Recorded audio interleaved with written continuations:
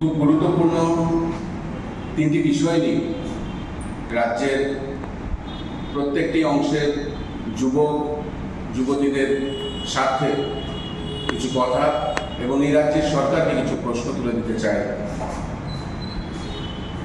আমরা বারংবার শুনেছি এই রাজ্যের মুখ্যমন্ত্রী মঞ্চে উঠে সুশাসনের কথা বলছেন।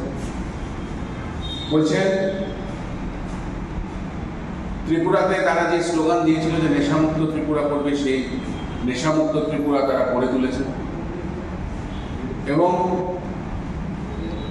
চাকরি দেওয়া অব্যাহত চলছে। এটা ভারতীয় জনতা পার্টি প্রত্যেকটি মঞ্চে গিয়ে বলছেন।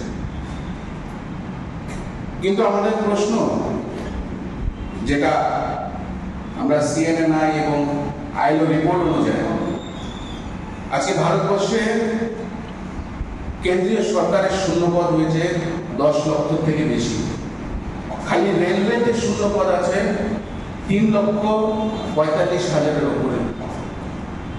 অর্ধ সরকারি পদ প্রায় 8 লক্ষ শূন্যপদ আজকের দিনেও বিরাজমান।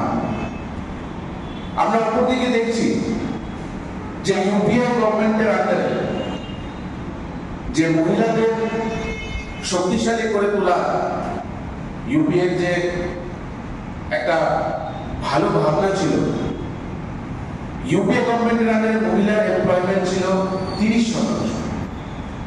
এবং এই মোদি জামানা 2023-এর রিপোর্ট অনুযায়ী মহিলাদের এমপ্লয়মেন্ট, মহিলাদের চাকরি 15% এসে গেছে।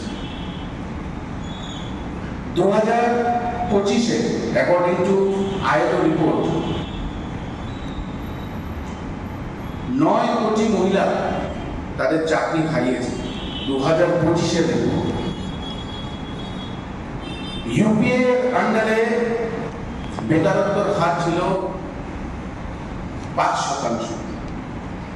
কিন্তু আমরা দেখছি যে মোদি গভর্নমেন্টের আন্ডারে মুখ্যমন্ত্রী বলছে যে উনি জানেন যে নেশা ব্যবসার সঙ্গে কারা যুক্ত। তো উনি যখন জানেন, ত্রিপুরা প্রদেশ যুব কংগ্রেস এই প্রশ্নটা করতে চায় যে এখন পর্যন্ত তাদেরকে কেন প্রকাশ্যে ধরা হলো না, পুলিশ নির্বিকার কেন, উনি কেন সেই নেশা ব্যবসায়ীর নামগুলোকে প্রকাশ্যে এনে পুলিশের হাতে তুলে দিচ্ছে না?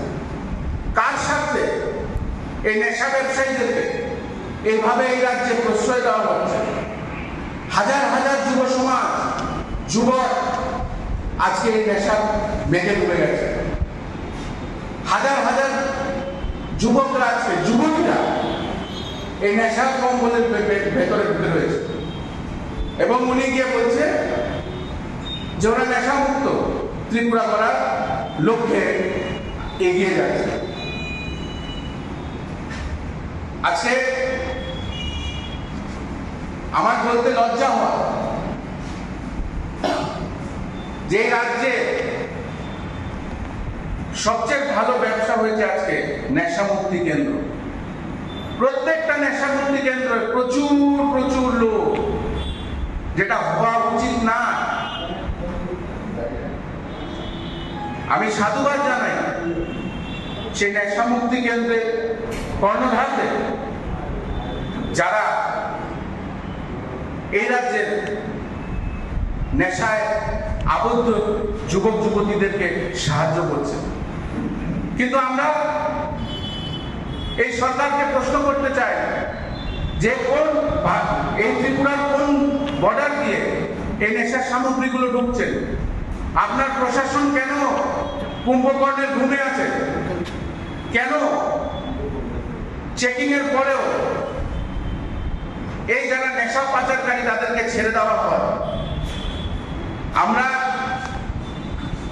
এই বেকারত্ব এবং নেশার বিরুদ্ধে আগামী 5 তারিখ ত্রিপুরা রাজ্যে প্রত্যেকটি প্রান্তের থেকে আমাদের যুব কংগ্রেসের সৈনিকরা আগরতলায় আসবে এবং আমরা বৃহত্তর আন্দোলনে জানান এই 5 তারিখ দেব।